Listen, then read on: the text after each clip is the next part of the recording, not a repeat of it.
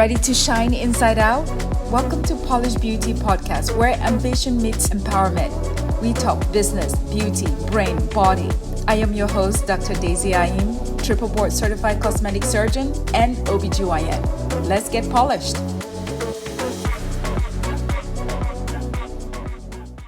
Imagine one day you're waking up to a skin that feels drier, stranger, sagging, maybe even breaking out. That's not something you planned for in your midlife. But here you are, you're experiencing all of this because of one, lack of estrogen or decline of estrogen. What do you do about it? Let's dive into today's topic. Menopause glow up, rethinking skincare for hormonal shift changes that happens to you. So the decline of estrogen happens naturally. It's not anything that you can do to prevent it or run away from it. It's going to happen to every woman or man. But let's focus in the context of women. When this happens, a couple of things are happening to your skin. Decreased collagen, that is impacted because of the low estrogen. Your elasticity, your pigmentation, all of that changes. So today's podcast, we're going to dive into the science and skincare that can help you during this transition. Let's talk a little bit about the role of estrogen. We know what estrogen is. It binds to receptors in different parts of our body. But when we're talking about skin, because that's what the focus of this podcast is today, it binds to your keratinocytes and fibroblasts. All of this helps supports collagen, elastin synthesis, and moisture. It also increases vascularity to your skin. So your estrogen is a friend. When you have this decline of estrogen, a couple of things happen. You are aging faster than your chronological age. So your skin quality goes down with the decline of estrogen. Overall, your skin thickness becomes smaller during the postmenopausal years, and the rate is 1.1% decrease in skin thickness during your postmenopausal years. This is important because, as you recall, in your 20s, your skin, when you grab it, is rather thick and taut. It doesn't move easily. But as you age, when you grab your skin, it just seems like it can stretch forever. That's number one, due to the skin thinness and also the collagen decline. Your collagen as a whole declines around your mid-20s. That's when you really start noticing decline in collagen. However, during your postmenopause years, the decline is about 2% per year. Overall, there is 30% collagen loss within the first 5 years of postmenopause. Our skin is struggling, ladies.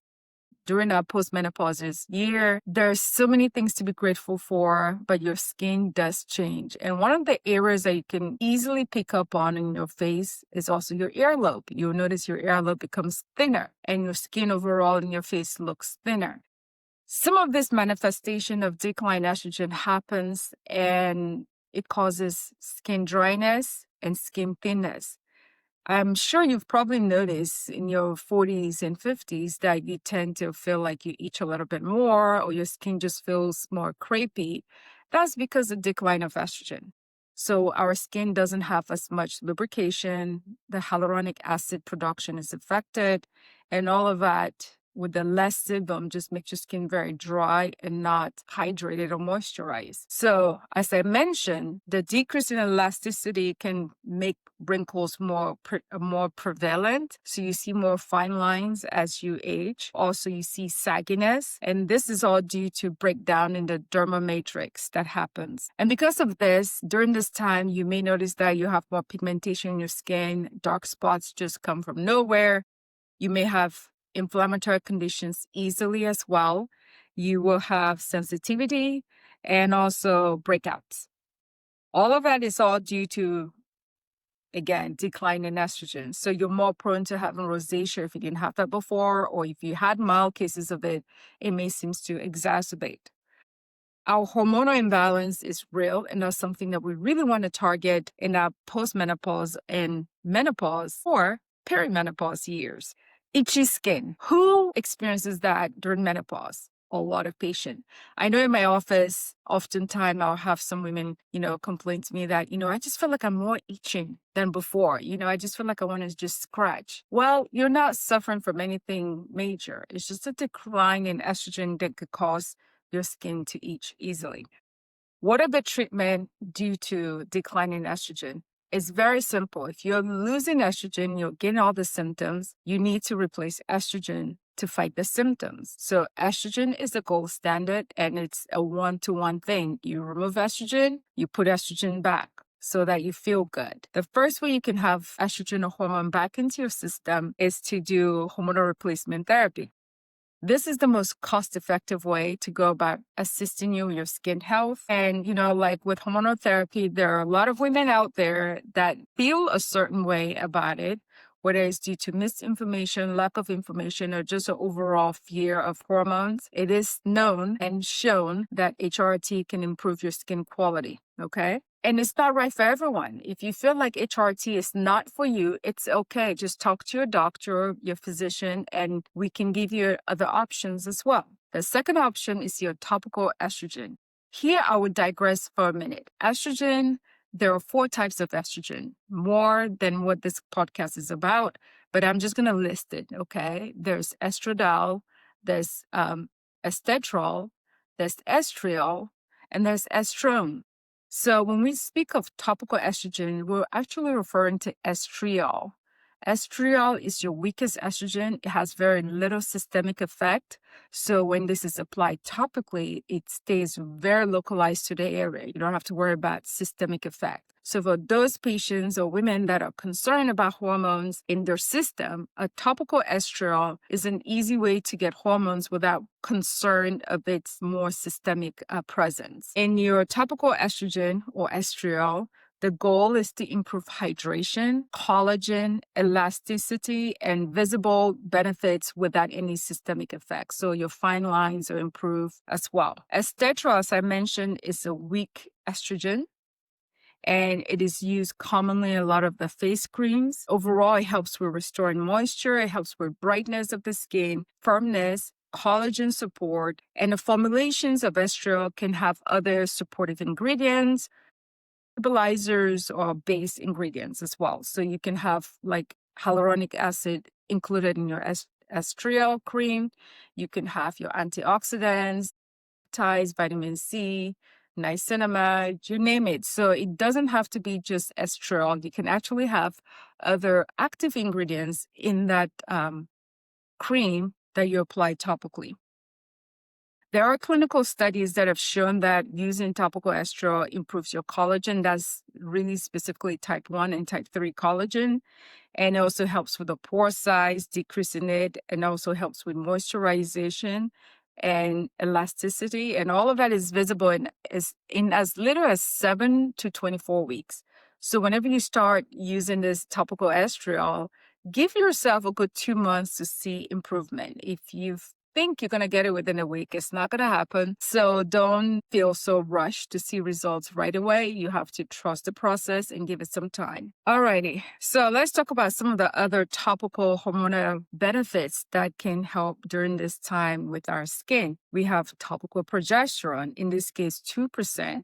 It's been shown to help gain in elasticity and firmness. It helps with wrinkle reduction, and also, but more importantly, it may help with hydration as well. You also have your phytoestrogens, your SERM-like ingredients. SERM stands for selective estrogen receptor modulators. Those are like your soy isoflavones, and this is all over the counter, guys. And also your MEP, stimulate estrogen receptors. All of these are non-hormonal estrogen-like effects that you can take to help with your skin health during menopause.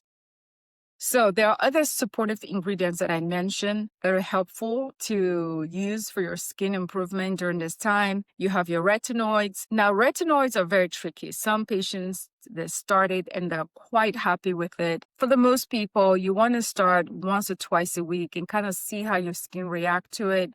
And then you can gradually increase your usage over the weeks. So be very slow to start retinoid because every skin is a little bit different. Your antioxidants like vitamin C, peptides, you can even throw in growth hormones and sunscreen. All of that can be mixed and used for your topical skin regimen. The main thing is that it helps maintain collagen, it mitigates damage to the skin, and support your skin health. Now, there are other things that I personally love, your hydrators. This is where As I mentioned, your decline in estrogen causes skin dryness and thinness. So you want to restore all the moisture and water back into your skin. And so those are your hydrators. Hyaluronic acid is the most common and popular one. You have your ceramides, your rich emollients. All of this addresses dryness due to the decline of estrogen. Then lifestyle, just consuming hydration, drinking water. Lots of it is good for your skin. It's not a cliche. Reducing sugar is very important because sugar causes glycation. So when you decrease your sugar, that's very helpful. Avoid smoking. As you know, smoking damages your skin. So if you can avoid it,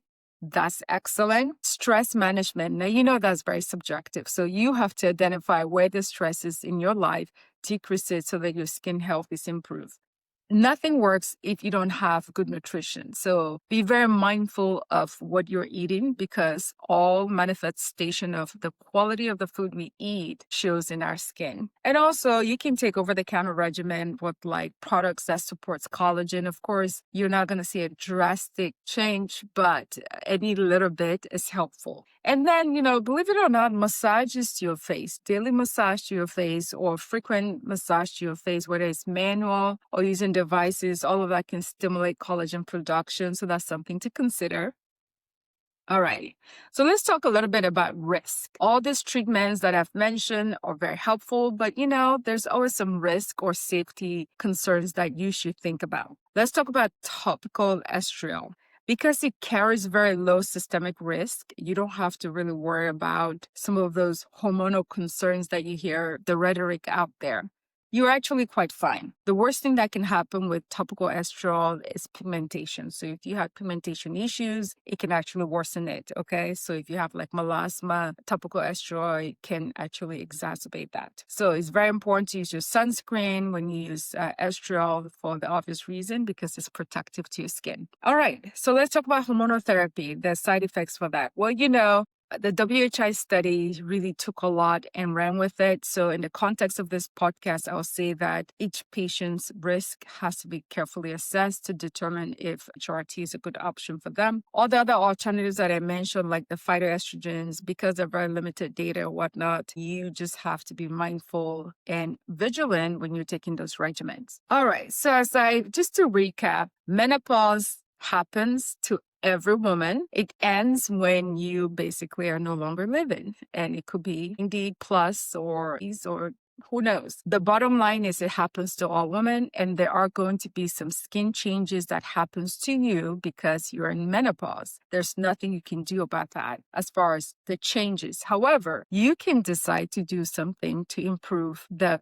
skin state during this time if you want to. Obviously, the conversation I'm having today is to give you suggestions and ideas on what to do. Ultimately, you decide if it's applicable to you or not. The decline of collagen is real. Dryness, elasticity, all of that does happen. Pigmentation and sensitivity. It is a known thing around this time of women as we transition. The best approach I always say is to layer your approach. You want to start first with your personal health and your potential risk of your medical conditions, and you can seek guidance with this. And then the second thing is you want to do your topicals. So estriol topical is a good first line. HRT is more systemic. If you're worried about that, you can just do your topical estriol.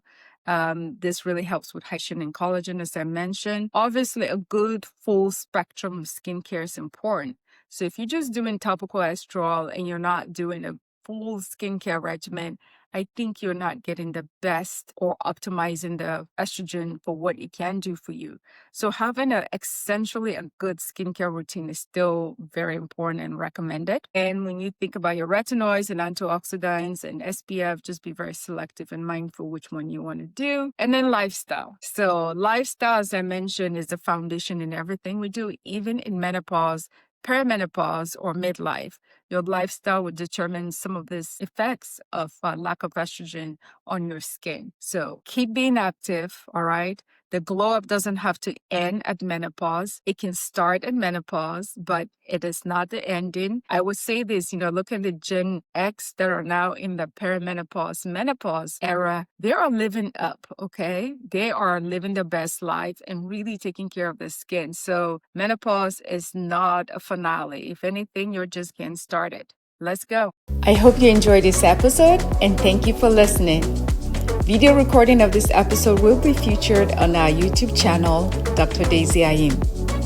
We are also found on Instagram at Polish Beauty Podcast or at Dr. Daisy Ayim. Remember, new episode drop every Wednesday, so stay tuned. Please like, share, follow.